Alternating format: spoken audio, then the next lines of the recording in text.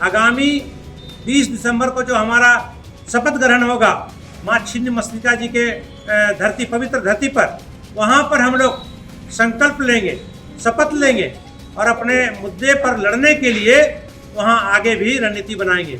और अभी जो विधानसभा का सत्र चल रहा है, शुरू होगा, जो 5 दिसंबर से हम लोग ऐसा करेंगे कि सरकार की नींद को जगाने का, खोलने का भी चालू सत्र में प्रयास हो, और सरकार हमारी मुद्दों पर अगर पालन नहीं करती है तो हम लोग सड़कों पर फिर उतरने का काम करेंगे। आप देख रहे हैं केवल सच। आज झारखंड वैश्य मोर्चा ने रांची के अलोका होटल के सभागार में एक प्रेस कॉन्फ्रेंस बुलाकर अपने 71 सदस्यीय केंद्रीय कमेटी की घोषणा की। प्रेस कॉन्फ्रेंस को संबोधित करते हुए केंद्रीय अध्यक्ष महेश्वर साहू ने कहा कि हमारे 7वें स्थापना दिवस के बाद केंद्रीय कमेटी का पुनर्गठन किया जा रहा है ताकि नए एवं समर्पित सदस्यों को आगे बढ़ने का मौका मिले। 75 सदस्यीय इस कमेटी में 4 पद रिक्त रखा गया है। जिला अध्यक्षों एवं प्रगो संगठनों की घोषणा 7 दिसंबर को किया जाएगा। 20 दिसंबर को रजरप्पा में होगा शपथ ग्रहण समारोह। इस अवसर पर केंद्रीय अध्यक्ष महेश्वर साहू ने कहा कि अब वैश्य समाज अपने हक, अधिकार, रोजगार और सम्मान की लड़ाई तेज करेगी। राज्य में वैश्य समाज की आबादी 40% है, लेकिन उनकी आवाज़ को अनसुनी कर दी जाती है। झारखंड राज्य के बने 25 वर्षों में भी वैश्य समाज की स्थिति में कोई सुधार नहीं किया जा रहा है। वैश्य समाज लोकतंत्र पर विश्वास करती है, संविधान पर विश्वास करती है और महात्मा गांधी, डॉक्टर राम मनोहर लोहिया सहित भगत सिंह जैसे महान विभूतियों के सिद्धांतों और आदर्शों को मानती है।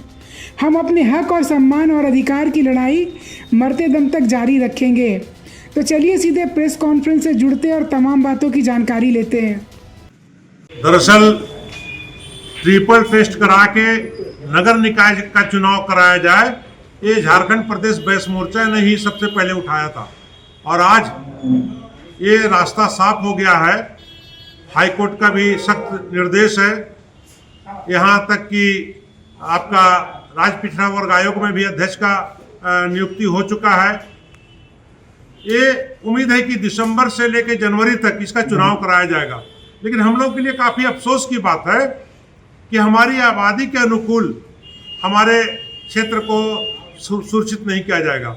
हमारी आबादी, वैश्य समाज की आबादी यहाँ 52% से अधिक है। 48 नगर निकायों का चुनाव होगा।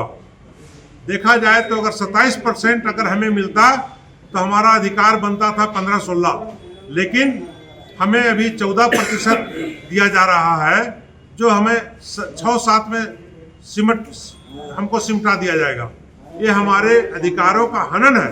हम लोग इस मुद्दे पर सड़कों पर भी उतरेंगे और राज्य के माननीय मुख्यमंत्री हेमंत सोरेन जी से आग्रह करते हैं कि हम लोग जो 13 नवंबर को धरना प्रदर्शन के माध्यम से आपको ज्ञापन सौंपे हैं, उस ज्ञापन के आलोक में आप काम करें और हमारी मांगों पर यथाशीघ्र पहल करें। अन्यथा झारखंड प्रदेश वैश्य मोर्चा अपने समाज के मुद्दों पर, अपने पूरे संगठन के मुद्दों पर फिर से लड़ाई को तेज करें। सर, जैसा कि आपने कहा कि महात्मा गांधी के सिद्धांतों को आप लोग फॉलो करते हैं, तो क्या लगता है कि अभी के समय में इन सिद्धांतों पर चलने के वजह से आप लोगों को नेग्लेक्ट किया जा रहा है? क्या सिद्धांत आप लोग बदलेंगे? सरकार का दृष्टि आप तक कैसे पहुंचेगी? कैसे, क्या प्रयास करेंगे आने वाले समय में? दरअसल राष्ट्रपिता महात्मा गांधी जी ने अपने सिद्धांतों और अपने शांतिपूर्ण आंदोलनों से सबसे क्रूर शासक अंग्रेजों को भगा दिया। और इस सत्ता में जो कांग्रेस बैठी है, देश की आज़ादी की लड़ाई जब कांग्रेस लड़ रही थी तो उसका हमारे नेतृत्व राष्ट्रपिता महात्मा गांधी जी कर रहे थे। तो कम से कम कांग्रेस को तो अपने राष्ट्रपिता महात्मा गांधी जी के नीतियों के तहत शांतिपूर्ण आंदोलन को, ज्ञापन को स्वीकार करना चाहिए। लोकतंत्र में जो हमें अधिकार है उसका पालन करना चाहिए।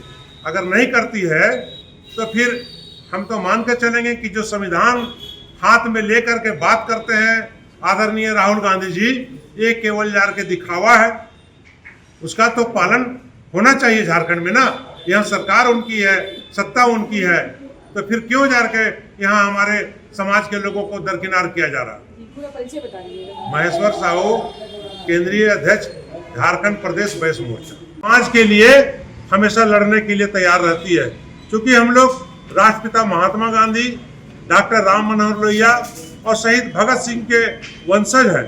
हम लोग उनको अपना आदर्श मानते हैं, इसीलिए हम लोग इन मुद्दों को लेकर चलते हैं। आगामी 20 दिसंबर को जो हमारा शपथ ग्रहण होगा माँ छिन्नमस्तिका जी के धरती, पवित्र धरती पर, वहाँ पर हम लोग संकल्प लेंगे, शपथ लेंगे और अपने मुद्दे पर लड़ने के लिए वहाँ आगे भी रणनीति बनाएंगे।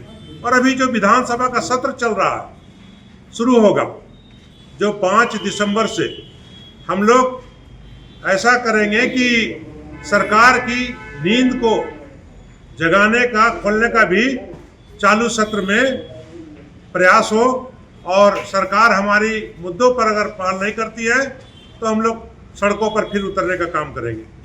यही हम लोग का आज का मुद्दा है।